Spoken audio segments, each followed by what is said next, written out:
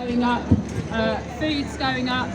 There are 40 million people in the UK who are heading to fuel poverty, and it seems to me that the people who are benefiting from this are the big fuel companies. So British Gas, their profits rose by 44% this year, and that certainly seems to me that we're paying for their profits, which isn't the right thing at all.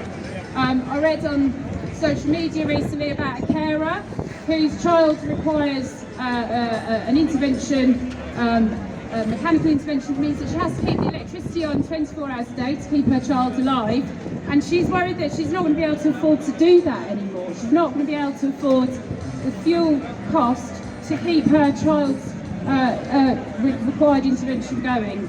We've got stories like that across the country, and we have to do something about it. Next month, on the 2nd of April, we're having a larger protest here, and we're hoping that people can come along and share their stories and just show that we're not prepared to pay for this cost, that the government should be funding.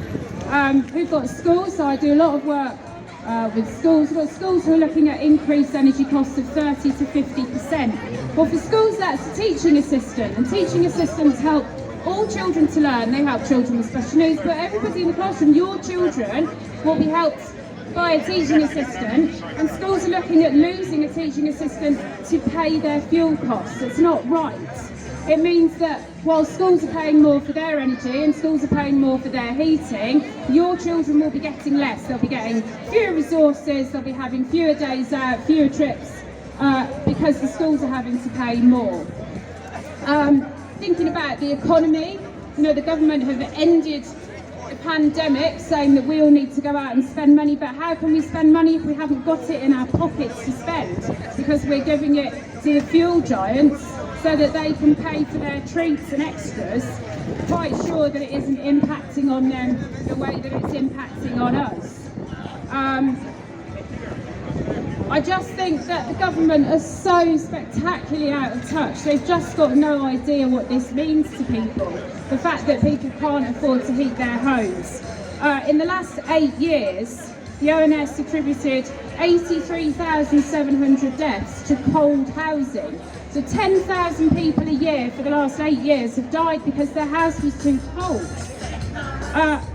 During this time, the energy companies gave 145 billion in dividends to their shareholders. So those 83,000 people who died because they were too cold basically gave their money to people who drive around in fast sports cars to squander their money. It's just a terrible situation. We need to make sure that we come together. Like I said, we've got a rally next month on the 2nd of April to bring more people together to talk about this.